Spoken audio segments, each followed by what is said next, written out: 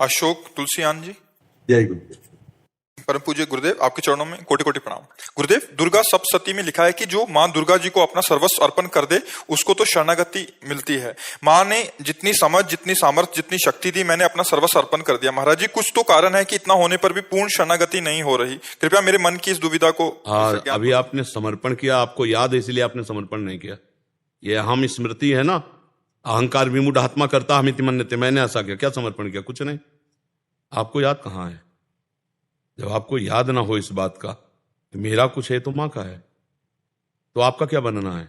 फिर आप भी तो माँ के हैं, तो आप भी माँ स्वरूप ही हो जाएंगे। देवी प्रपन्नार्थ हरे प्रसीद प्रसीद मातर जगतो खिलस्य प्रसीद विश्वेश्वरी पाहि विश्वम तुमीश्वरी देवी चरा चरस्य। तो तुम भी तो वही हो, मात्र शक्ति तुम में भी तो विराजमान है। वो शक्ति नहीं आई, वो चैतन्यता नहीं आई तो समर्पण नहीं हुआ ना। हम आज सत्संग में कह रहे थे, अगर ध्यान से सुना हो, कि बिजली का बोर्ड सही है, प्लग भी लगा हुआ है, स्विच भी सही है, बल्ब भी सही है, और ऑन करने से जला क्यों नहीं? बोले कनेक्शन सही नहीं है। बस चावल भर कनेक्शन हटा, इसलिए ऑन ऑफ करते रहो, कोई फर्क नहीं पड़ेगा। और थोड़ा और कनेक्शन सही हो जाए, एक बार में जल जाएगा? नहीं जल जाएगा। हमारा कनेक्शन सही नहीं है, हमारा चिंतन सही नहीं है, हमारा समर्पण सही नहीं है। अभी अहम बकाया रह गया है। तन वांग मनोभीर अमलई सोहम तवै वास्तिता। शरीर मन वाणी और अमलई निर्विकार भाव से मैं स्वयं प्रभु के चरणों में शरण, तो शरणागति पक्की। फिर निर्भय, निसंकोच, आनंद में आप बेपरवाह मस्त हो जाएंगे। वही, चाहे माँ को चाहे पिता को, वही हैं, वही है पिता।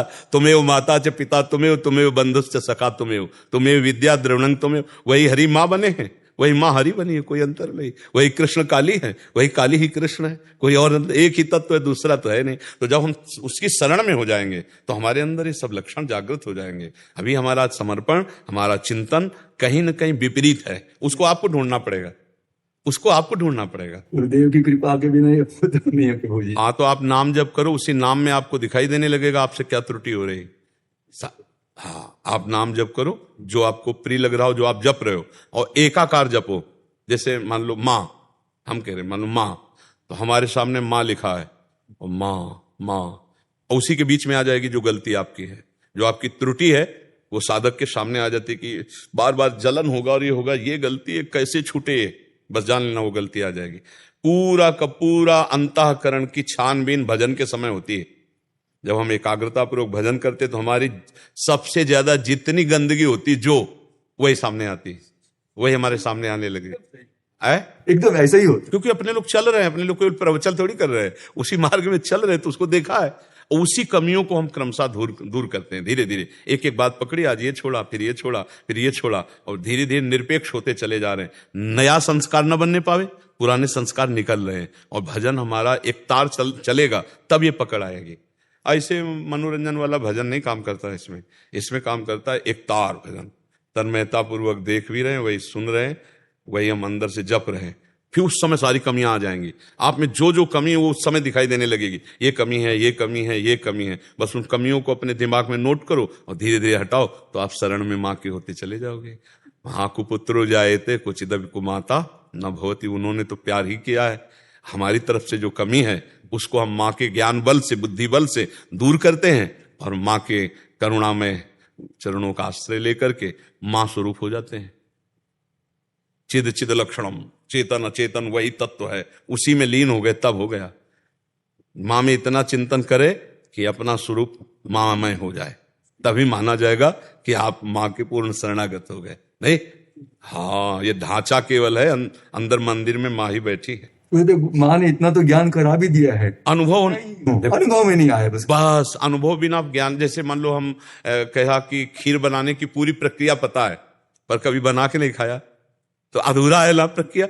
एक बार चक बना करके खाए तो ये बात अनुभव में आ जाए, तभी अनुभव गम में भजे जय संता। ज्ञान तो बहुत लोगों को है, लेकिन उसका अनुभव कहाँ है? अनुभव हो जाए तो जीवन मुक्त हो जाए, आनंदमय हो जाए। ठीक है महर्षि, जैसे हमें प्यारी जी श्री जी राधा रानी से प्रेम है और उनके भक्तजनों को उन पे पूरा दृढ़ विश्वास है और वो प्रेम भी करती हैं हमसे, तो वैसे ही जो माँ के भी बहुत सारे भक्त हैं, तो माँ भी वैसा ही प्रेम दुलार वैसा। आप सच्ची मानिएगा कि माँ को जो नहीं भजते उनको भी माँ दुलार कर रहे हैं, फिर जो माँ को भज रहे हैं उनको दुलार कैसे ले करेगी? देखो ना, पूरी सृष्टि का पालन पोषण माँ के द्वारा ही तो हो रहा है।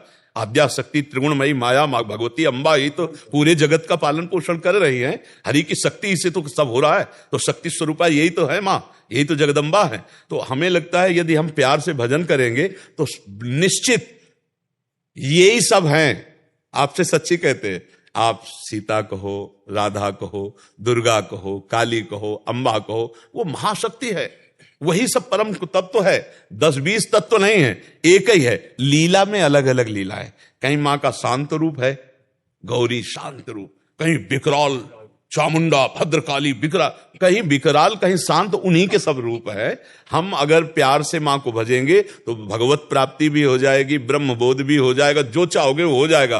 पर इतना मानना है कि मां से बढ़कर कोई नहीं है, बस ये अंदर मान करके भजन करे तो उसको सब कुछ प्राप्त हो जाएगा। जैसे रामकृष्ण परमहंस जी को कौन सा तत्व बोध नहीं, कौन सा ज्ञान नहीं, और भद्रकाली माता के उपासक थे, सब कुछ ज्ञान प्राप्त है उनको, सारा ज्ञान उनको प्राप्त हो गया। तो मतलब अपनी उपासना में हमें जो दृढ़ हमारी रहना, हाँ, उसमें दृढ़ रहना। उपासक को ये मानना होगा कि जिसकी हम उपासना करते हैं उससे बढ़कर कोई नहीं है। जब ये मानेगा तभी उसकी आसक्ति उस पर होगी, वो चाहे जो उपासना। जैसे हम राधा चरणों के उपासक हैं तो इसके आगे कुछ नहीं, आप मां के उपासक तो मां के आगे कुछ नहीं, राम उपासक राम के आगे कुछ नहीं, शिव उपासक शिव के आगे कुछ नहीं। तभी समझ में आएगा, क्योंकि उनके सिवा कोई है नहीं। तभी आपकी आसक्ति होगी, तभी आप तन्मय होंगे। और जहां दूसरा प्रतीत हुआ तो फिर वो भाव नहीं बन पाएगा, जो भाव मोक्ष प्रदान करने वाला है या प्रेम प्रदान करने वाला। प्रेम गली अति सांकरी तामे दो ना समाए, एक ही होकर जाना होगा, एक भाव से। केवल माँ की स्तुति करो, बस एक कोई पकड़ के उसे, बस उनके सिवा कोई है ही नहीं। तुम ईश्वरी देवी चराचर से, तुम ईश्वरी देवी चरा, तुम ही ईश्वर हो, तुम ही चराचर जगत हो, दूसरा कोई नहीं। देवी जी के लिए तुम ईश्वरी देवी चराचर से। देवी प्रपन्नार्थ माने शरणागत, हरे प्रसीद, जो इनकी शरण में आ गया उसके सारे दुखों को हरण करके प्रसन्नता और सुख प्रदान